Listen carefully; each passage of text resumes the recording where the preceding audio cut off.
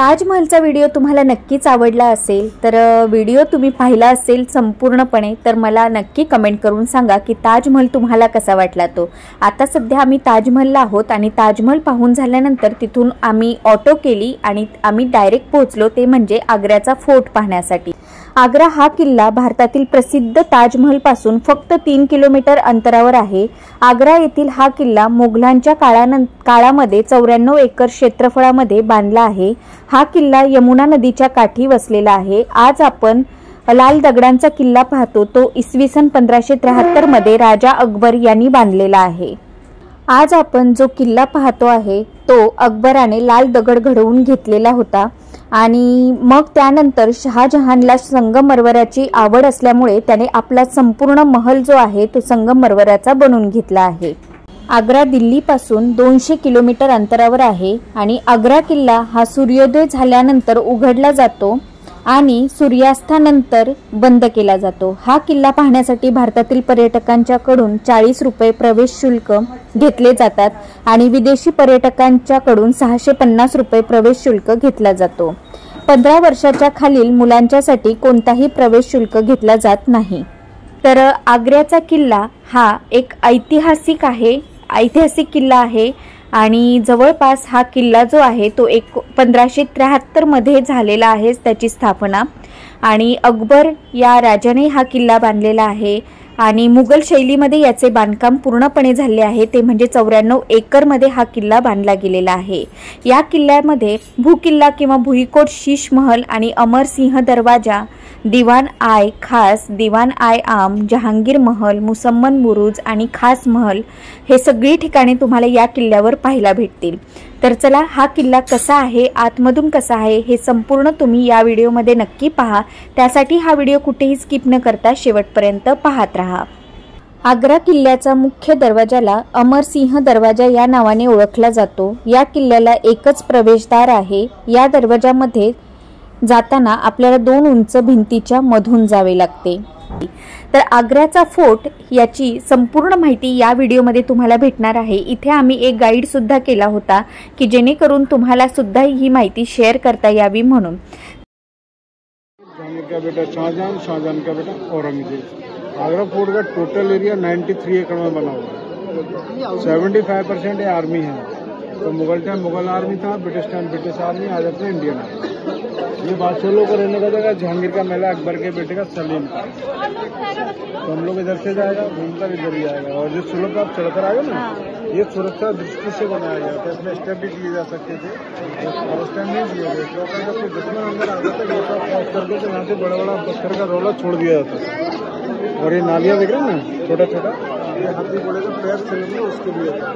जो दीवार में नाली बना हुआ दोनों साइड में, अगर कोई दुश्मन पत्थर को क्रॉस करके दीवार से ऊपर आ सकता नहीं क्रॉस करा आपने, जिग जैग में करा है टेढ़ा मेढ़ा, कोई भी दुश्मन आसानी से अंदर एंट्री नहीं करता, सेफ्टी के लिए होता है। जो दूसरा वाला गेट था वो वेलकम गेट है, सामने वाला गेट है अकबरी गेट है। जो पहला वाला गेट था वो अमर सिंह गेट है, अमर सिंह राठौर। अमर सिंह राठौर का उसी गेट पर कत्ल हुआ था 1644 के अंदर शाहजहां के टाइम पे, और शाहजहां के काफी क्लोज फ्रेंड थे, इसी वजह से उस गेट का नाम अमर सिंह गेट रखा गया। 15व्या शतकामध्ये हा किल्ला बादलगड या नावाने ओळखला जात होता। भारतामधील मुघल सम्राट बाबर, हुमायूं, अकबर, जहांगीर आणि औरंगजेबाने या किल्ल्यावर राज्य केले आहे। हा किल्ला अतिशय सुंदर, भव्य आणि मोठा आहे आणि त्यावरील नक्षीकाम पर्यटकांना भरपूर आकर्षित करते। हा किल्ला मोगलांनी बांधला। त्यानंतर इसवी सन 1526 मध्ये पानिपतच्या पहिल्या लढाईनंतर इब्राहिम लोदी येथे आला आणि त्याने मुघलांचा पहिला शासक बाबर याच्यावर हल्ला करून हा किल्ला आपल्या ताब्यात घेतला आणि त्यामध्ये बांधकाम देखील केले। यानंतर हा किल्ला ज्यावेळी अकबराच्या ताब्यात गेला त्यावेळी त्याने आग्रा ही आपली राजधानी केली, पण किल्ल्याचे काही भाग मिदाकालीस आले होते म्हणून त्याने लाल दगड वापरून किल्ल्याचे बांधकाम करण्याचे ठरवले। हा किल्ला बांधण्यासाठी त्याने 14,44,000 कामगार घेतले आणि या किल्ल्याचे बांधकाम 8 वर्ष चालले। शेवटी या किल्ल्याचे बांधकाम 1573 मध्ये पूर्ण झाले। जे आपण किल्ल्याचे बांधकाम पाहतो आहे ते अकबर राजाने केलेले बांधकाम पाहतोय। इसवी सन 1658 मध्ये आग्र्याचा हा किल्ला शहाजहाचा मुलगा औरंगजेब याच्या ताब्यात गेला व औरंगजेबाने आपल्या वडिलांना 8 वर्ष कैदेत याच किल्ल्यामध्ये ठेवले होते। शहाजहानच्या मृत्यूनंतर हा किल्ला अनेक सम्राटांनी आणि राजकर्त्यांनी हा किल्ला ताब्यात घेऊन लुटला। इसवी सन 1803 मध्ये दुसऱ्या अँग्लो मराठी युद्धामध्ये हा किल्ला इंग्रजांकडे गेला आणि त्यानंतर भारताला स्वातंत्र्य मिळाल्यानंतर हा किल्ला भारत सरकारकडे सोपवण्यात आला। किल्ल्यावर पाहण्यासारखी ठिकाणे म्हणजे पहिलं की आग्रा किल्ल्याचा मुख्य दरवाजा, हा अमरसिंह दरवाजा या नावाने ओळखला जातो। या किल्ल्याला एकच प्रवेशद्वार आहे आणि या दरवाजामध्ये जाताना आपल्याला 2 उंच भिंतीच्या मधून जावे लागते, जे तुम्ही अगोदर पाहिले आहे।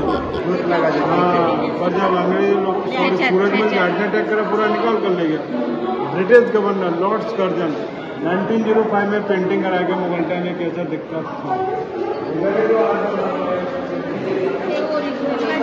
ओरिजिनल है, इसमें स्वास्थ्य देखो ना, आपको काफी स्वास्थ्य बने हुए हैं। ये स्वास्थ्य को अगर आप लोग गौर से देखोगे तो स्वास्थ्य के अंदर आपको ओम नजर आएगा। हाँ।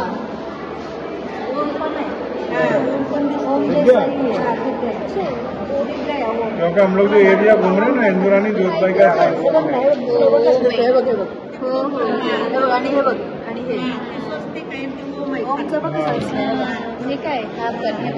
या किल्ल्यावरचं दुसरं आकर्षण म्हणजे खास महल।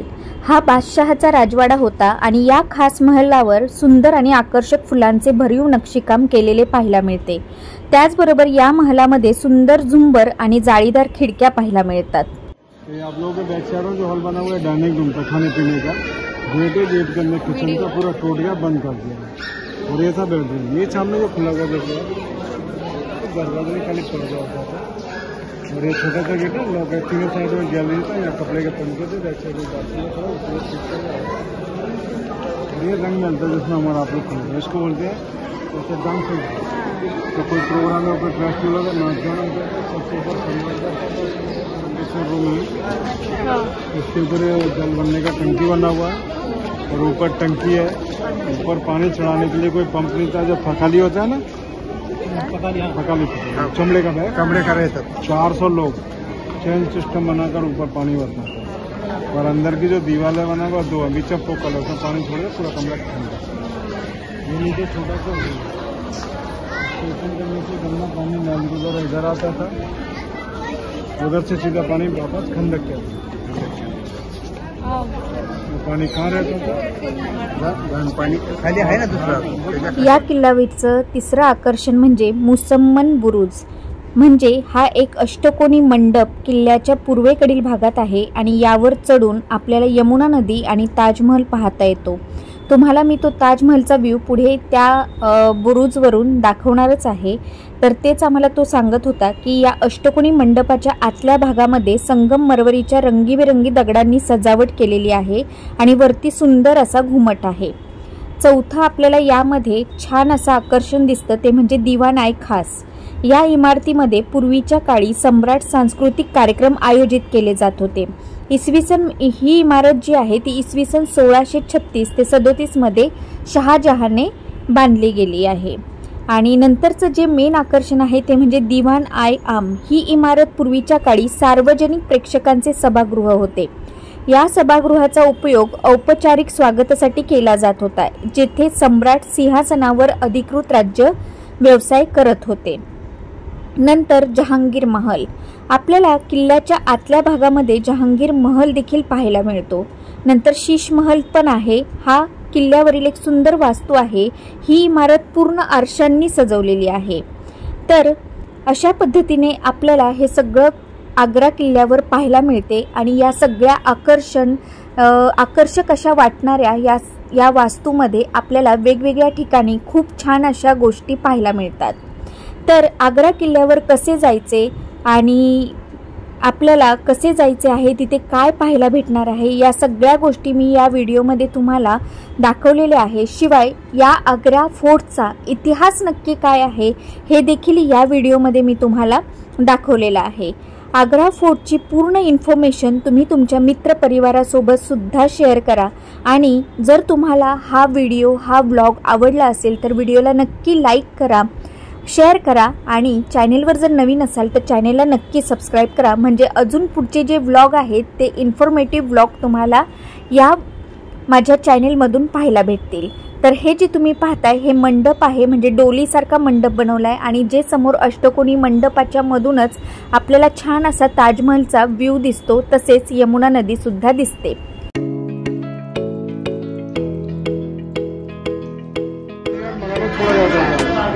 अंदर की साइड वाइड एनिमल होगा, लॉयन एंड टाइगर, तो कोई शत्रु अंदर नहीं आ सकता।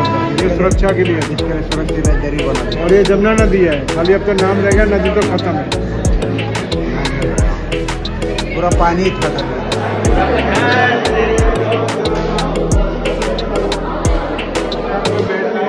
खाली कारपेट और गद्दे पे बाकी लोग आराम करता था, ऊपर ये फोल्डिंग लगे हुए ना, झूमर लगा रहता था, और जितने भी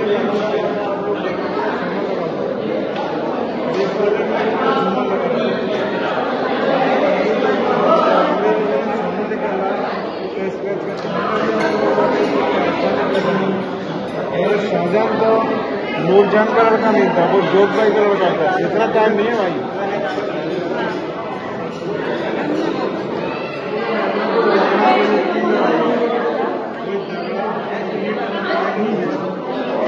चूना तुर्की समझता है, हाँ, उर्द का दाल, हाँ, और जैसे गन्ने का जूस और गम और उसको मिक्स करके पूरा महल बना हुआ है, और ये अभी भी ओरिजिनल है। थोड़ा बहुत हिंदुस्तानी भाइयों के देर में कहीं भी जाओ तो अपना ऑटोग्राफ देकर आओ।